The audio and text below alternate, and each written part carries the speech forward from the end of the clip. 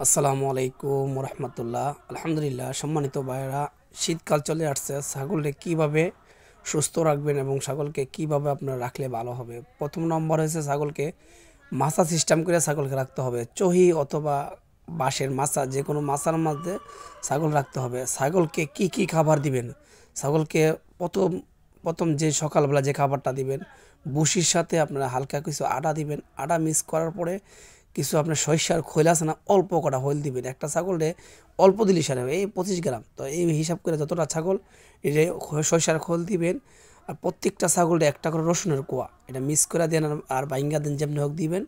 আর পাশাপাশি যদি গড়ের মিলে মেথি আর কালো জিরা জিনিসটি থাকে, এটি অবশ্যই ইনশাল্লাহ দিবেন। এটি অল্প অল্প দিবেন, বেশি না। আপনি 50 টাকা খাবারের ভিতরে আপনি 15 থেকে 20 দিন আপনি ছাগলকে খাওয়াইতে পারবেন। 50 টাকার খাবার যদি মেথি টেথি আর বসির হিসাব হয়েছে আলাদা, তো আলহামদুলিল্লাহ এসব খাবার খাওয়াইলে ছাগল পুরো 3 মাস পরিপূর্ণ সুস্থ থাকবে। আরেকটি কথা হলো, ছাগলকে যে কোনো প্রাণী সম্পদে যোগাযোগ রাখা বছরে একবার হইল পিপিআই ভ্যাকসিনটা দিবেন। বছরে একবার হইল পিপিআই ভ্যাকসিনটা ইনশাল্লাহ দিতেই হবে। আর কিমি ডোজ 3 মাস পর পরে দিবেন। ছাগলের ভাব বুঝা পেটে প্রেগনেন্ট বাচ্চা থাকলে বাচ্চা প্রসব হওয়ার 15 থেকে 20 দিন পরে কিমড়ির ডোজ করে দিবেন। ইনশাল্লাহ ছাগল আবার হিটে চলে আসবে।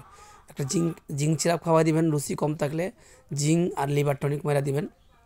তো আলহামদুলিল্লাহ, যারা ছাগল পালার ইচ্ছা আছে, ছাগলকে এই নিয়ম নিয়ে মান্য চলবেন। আমি আবারও বলি, আদা হালকা করে দিয়ে দিবেন, আলহামদুলিল্লাহ ভালো হবে। 2 নম্বর হচ্ছে আপনার কালো জিরা আর মেথি। 3 নম্বর হচ্ছে সরিষার সরিষার খৈল, অল্প একটু দিলেও হবে। তা আলহামদুলিল্লাহ। আর রসুন, এই সব কিছু মিক্স করে যদি আপনারা দেন, ইনশাল্লাহ আপনারা পরিপূর্ণ আপনাদের ছাগল সুস্থ থাকবে। 3 মাসের জন্য একবার নিরাপদ। আপনাদের কাছে কেমন লাগছে জানাবেন। আসসালামু আলাইকুম রহমতুল্লাহ।